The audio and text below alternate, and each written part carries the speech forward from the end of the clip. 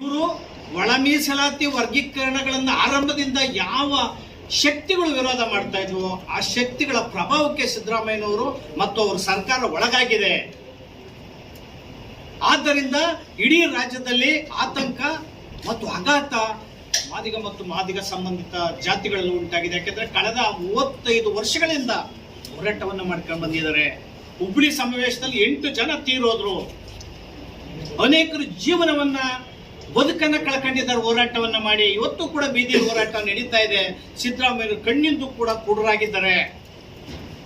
5ರಿಂದ 12ಕ್ಕೆ ಸಚಿವ ಸಂಪುಟ ಮುಂದೂಡಿದ್ರು, 12ರಿಂದ 25ಕ್ಕೆ ಸಚಿವ ಸಂಪುಟ ಮುಂದೂಡಿದ್ದಾರೆ. ಈಗ ಅಲ್ಲಿ 27 ಸುತ್ತೋಲೆ ಹೊರಡಿಸಿದ್ದಾರೆ. ಹುದ್ದೆ ಇಲ್ದನೆ ತುಂಬಬೇಕು ಅಂತ ಹೇಳಿ ಒಳೊಳಗೆ ಉದ್ಯೋಗಗಳು ನಡೀತಾ ಇದ್ದಾವೆ. ಅನೇಕ ವಿಶ್ವವಿದ್ಯಾನಿಲಯದಲ್ಲಿ ಈಗ ಮೈಸೂರು ವಿಶ್ವವಿದ್ಯಾನಿಲಯ ತಾಂಡ್ರೆ ಬಲಗೈ ಸಮಾಜದಲ್ಲಿ 177 ಜನ ಬೋಧಕರು ಮತ್ತು ಬೋಧಕೇತರರು ಇದ್ದಾರೆ. ಬರೀ 7 ಜನ ಮಾದಿಗ ಸಮಾಜದವರು ಇದ್ದಾರೆ. ಪೌರ ಕಾರ್ಮಿಕರು 2000 ಚಿಲ್ಲರೆ ಮಾದಿಗ ಸಮಾಜದವರು ಕಸಬಾಗ್ತಾ ಇದ್ದಾರೆ. ಕಣ್ಣಿಲ್ವಾ ನಿಮ್ಗೆ? ಆದ್ದರಿಂದ ಸ್ವಾಮೀಜಿಗಳು, ಷಡಕ್ಷರ ಮುನಿ ಸ್ವಾಮೀಜಿಗಳು ಹರಿಹರ ಬಿ ಕೃಷ್ಣಪ್ಪನವರ ಸಮಾಧಿಯಿಂದ ಜಾಥಾ ಬರ್ತಾ ಇದ್ದಾರೆ, ಕಾಲ್ನಡಿಗೆ ಜಾಥಾ. ಅವ್ರಿಗೆ ನಾವು ಈ ಎಲ್ಲ ವೇದಿಕೆ ಮೂಲಕ ಒಕ್ಕೂಟದಿಂದ ನಾವು ಬೆಂಬಲಿಸ್ತೇವೆ. ಮತ್ತೆ ಅವ್ರ ವೇದಿಕೆ ಕೂಡ ನಾವು ಫ್ರೀಡಂ ಪಾರ್ಕ್ ಅಲ್ಲಿ ಸಜ್ಜು ಮಾಡ್ತೇವೆ. ಮತ್ತೆ ಈ ಧರಣಿಯನ್ನು ಮುಂದುವರಿಸ್ತೇವೆ. 27ನೇ ತಾರೀಕಿನ ಸಿದ್ದರಾಮಯ್ಯನವರು ಕ್ಯಾಬಿನೆಟ್ ಅನ್ನ ಮುಂದೂಡಿದರೆ ಇದು ಹುನ್ನಾರ, ಷಡ್ಯಂತ್ರ. ಇದರಲ್ಲಿ ಒಳ ಮೀಸಲಾತಿಯನ್ನ ಕಡಿತ ಮಾಡುವಂತ ಸಂಚಿದೆ. ಮತ್ತೆ ರೋಸ್ಟರ್ ಬಿಂದುವನ್ನ ನಾವು ಒಳ ಮೀಸಲಾತಿ ಒಳಪಡಿಸಲ್ಲ ಅನ್ನೋ ಸಂಚು ನಡೀತಾ ಇದೆ. ಮತ್ತೆ ಒಳ ಮೀಸಲಾತಿ ವರ್ಗೀಕರಣವನ್ನ ಸಬ್ ಕ್ಯಾಬಿನೆಟ್ ಮಾಡುವಂತಹ ಸಂಚಿದೆ ಅಥವಾ ಮುಂದೂಡುವಂತ ಸಂಚಿದೆ. ನೀವೇನಾದ್ರೂ ಕೂಡ 27ನೇ ತಾರೀಕು ನೀವು ಒಳ ಮೀಸಲಾತಿ ವರ್ಗೀಕರಣದ ಬಗ್ಗೆ ಸಿದ್ದರಾಮಯ್ಯರು ಗಂಭೀರವಾದಂತ ನಿಲುವನ್ನ ತಾಳದ ಹೋದ್ರೆ ಇಡೀ ರಾಜ್ಯ ಹತ್ಕೊಂಡು ಉರಿತದೆ. ಏನಾದ್ರೂ ಅಹಿತಕರ ಘಟನೆಗಳು ನಡೆದ್ರೆ ಸರ್ಕಾರವೇ ಹೊಣೆಯಾಗ್ತದೆ. ಸಿದ್ದರಾಮಯ್ಯರನ್ನು 17 ಬಜೆಟ್ ಮಂಡಿಸಿದ್ದೀನಿ, ಏನು ದೇವರಾಜ ಅರಸು ನಂತರ ನಾನು ಹೆಚ್ಚು ವರ್ಷಗಳ ಅವಧಿ ಮಾಡಿದ್ದೀನಿ ಅನ್ನೋದಕ್ಕೆಲ್ಲ ಕಪ್ಪು ಮಸಿ ಆಗ್ತದೆ, ಕಪ್ಪು ಇತಿಹಾಸ ಆಗ್ತದೆ. ಇವತ್ತು ಮರಣ ಶಾಸನವನ್ನ ಬರೆದಿದ್ದೀರಿ ನೀವು. ಬಾಗಲಕೋಟೆ ಮತ್ತು ದಾವಣಗೆರೆ ಚುನಾವಣೆಯನ್ನ 27ನೇ ತಾರೀಕು ಮಾಡದ ಹೋದ್ರೆ ಹೆಂಗ್ ಗೆಲ್ತೀರಿ? ನಾವು ಚಾಲೆಂಜ್ ಮಾಡಿ ತೋರಿಸ್ತೇವೆ ನಿಮ್ಮನ್ನ. ಇಡೀ ರಾಜ್ಯದಲ್ಲಿ ಮಹಾನಗರ ಪಾಲಿಕೆಗಳು 2022 ಚುನಾವಣೆಯಲ್ಲಿ ನಿಮ್ಮನ್ನ ನೆಲ ಕಚ್ಚಿಸ್ತಾ ಹೋದ್ರೆ ನಾವು ವಿರೋಧಿಸಲ್ಲ ಅನ್ನೋ ಮಾತನ್ನ ಸಿದ್ದರಾಮಯ್ಯನವರಿಗೆ ಈ ಮೂಲಕ ನಾವು ಆ ಸರ್ಕಾರಕ್ಕೆ ಒತ್ತಾಯ ಮಾಡ್ತಾ ಇದ್ದೀವಿ. ಪಾಪ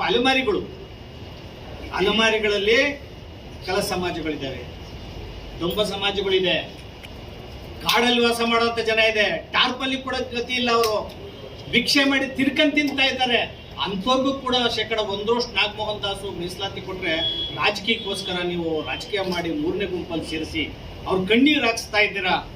ಆಮೇಲೆ ಜೊತೆನಲ್ಲಿ ಅತ್ಯಂತ ಮುಖ್ಯವಾಗಿ ನಾನು ಇಲ್ಲಿ ಹೇಳೋದು, ಅವ್ರಿಗೆ 1% ಅನ್ನು ವಿಶೇಷವಾಗಿ ಕೊಡಬೇಕು ಅನ್ನೋದ್ರ ಜೊತೆಗೆ ಏನು ತಾಂತ್ರಿಕ ಅಡಚಣೆ ಇದೆ, ಕೋರ್ಟಲ್ಲಿ ತಡೆಯಾಜ್ಞೆ ಇದೆ ಅಂತ ಸಿದ್ದರಾಮಯ್ಯನವರು ನೀವು ಇಷ್ಟು ದೊಡ್ಡ ಮನುಷ್ಯರಾಗಿ ಹೇಳ್ತಿರಲ್ಲ, ಯಾವ ಕೋರ್ಟಲ್ಲೂ ತಡೆಯಾಜ್ಞೆ ಇಲ್ಲ, ಯಾವ ತಾಂತ್ರಿಕ ಅಡಚಣೆನೂ ಇಲ್ಲ ಒಳ ಮೀಸಲಾತಿ ಜಾರಿ ಮಾಡೋದಕ್ಕೆ. ಯಾವ ಅಡ್ಡಿ ಆತಂಕ ಇಲ್ಲ. ಇರೋದು ಸಿದ್ದರಾಮಯ್ಯನವ್ರ ಸರ್ಕಾರದಲ್ಲಿ. ಅವ್ರ ಸರ್ಕಾರದಲ್ಲಿ ಅಡ್ಡಿ ಆತಂಕ ಇದೆ. ಅವ್ರು ನೀವು ಸರಿ ಮಾಡ್ಕೊಳ್ಳಿ. ಅವ್ರ ಪ್ರಭಾವಕ್ಕೆ ಯಾಕೆ ನೀವು ಮುಖ್ಯಮಂತ್ರಿ ಮುಂದುವರಿಯಕ್ಕೋಸ್ಕರ ಈ ಸಮಾಜನ ಯಾಕೆ ಹೊಡೆದಾಡಿಸ್ತಾ ಇದ್ದೀರಿ? ಈ ಸಮಾಜ ಬೀದಿಗೆ ತಳ್ಳಿ ಯಾಕೆ ತಮಾಷೆ ನೋಡ್ತಾ ಇದ್ದೀರಿ? ಬೆಂಕಿ ಹಚ್ಚಿ ನೀವು ವಿಳಂಬ ಮಾಡಿದ್ದು ಗೊತ್ತು ನಮ್ಗೆ, ಯಾಕೆ ವಿಳಂಬ ಮಾಡಿದ್ರಿ ಅಂತೆ ಅಂದ್ರೆ ಓವಿ ಮತ್ತು ಲಮಾಣಿ ಕೊರ್ಮಕ್ಕೊಚ್ಚ ಸಮಾಜ ನಮ್ಮ ಸಹೋದರರೇ. ನಾವೇನು ಅವ್ರಿಗೆ ಕೊಡಬೇಡಿ ಅಂತ ಎಲ್ಲೂ ಹೇಳಿಲ್ಲ. ನಿಮ್ಗೆ 4% ಕೊಡಿ ಅಂತ ಕೊಡುವನ್ನ ಬೇಡ ಅಂತ ಎಲ್ಲೂ ಹೇಳಿಲ್ಲ. ಅವರು ಈಗ ದೊಡ್ಡ ಸಮಾವೇಶ ಮಾಡ್ತೀವಿ ಅಂತ ಹೊರಟಿದ್ದಾರೆ. ಮತ್ತೆ ವಲಯ ಮತ್ತು ಸಂಬಂಧಿತ ಕೆಲವರು ಅವರು ನಾವು ಜನ ಸೇರಿಸ್ತೀವಿ ಫ್ರೀಡಂ ಪಾರ್ಕ್ ಅಲ್ಲಿ ಅಂತ ಹೋಗಿದ್ದಾರೆ.